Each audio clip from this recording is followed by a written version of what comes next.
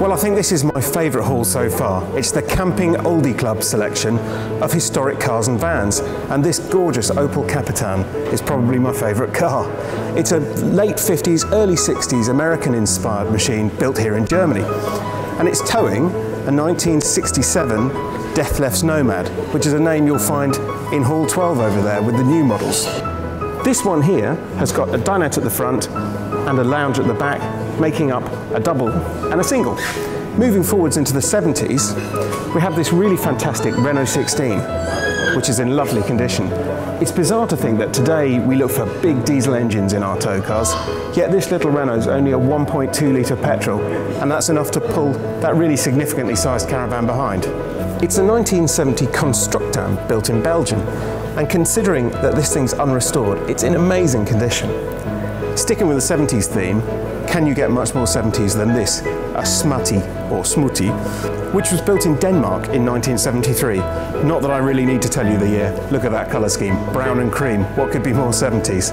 I love the fact that it's also matched by a brown and cream tow car. In this case, a Volkswagen Carmen Cabriolet. We're just going to go and look at something over here that's even more wacky. Now this is something really special. Built in 1962, it's called a Fahrvorbau, which translates as driving, living and boat, which seems a slightly bizarre name until you learn that that rather beautifully made roof can be turned over and used as a boat. There's even a small electric outboard motor down here. The finish is fantastic. It really is a wonderful example of 60s innovation. Easy winner of the prize for least appropriate tow car at the show has to be this, a fabulous BMW Isetta. Why is it so inappropriate? It's only got a 300cc bike engine. So what do you tow if you've only got 0.3 of a litre to do it with? Simple, a 1954 ES Piccolo, which weighs in at a mighty 115 kilos.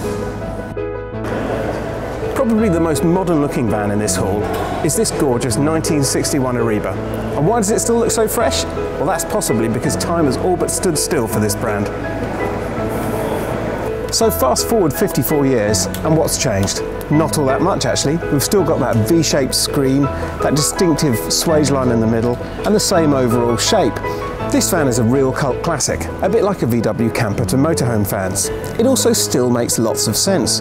It's light after all, and that pop top means that when it's down, the van is compact on tow. With that pop top up, it's really roomy inside. And Ariba has made the most of that classic appeal of this van by offering it in silver, so it's almost like a mini Airstream. Sticking with the vintage theme, we've come across this. It's a 1965 Adria. In fact, it's the last one off the line.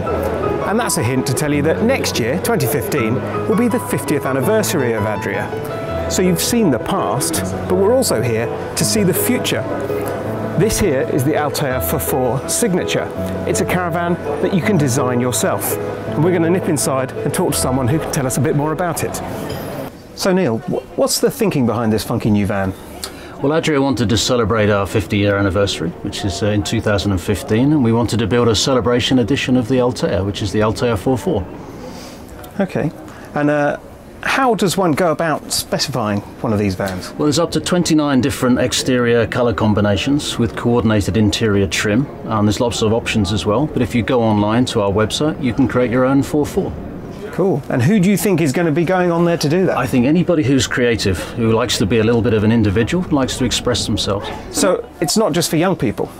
I think it will appeal to young people and young families as well, but actually anybody who's got a young mind, who's creative and likes to express themselves and be individuals.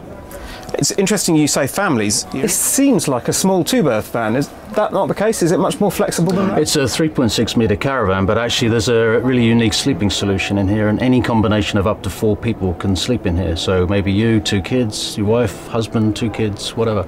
It's really, really flexible interior. Well, thanks very much, Neil. We're really looking forward to seeing some of these rolling down the motorway, hopefully in the UK soon.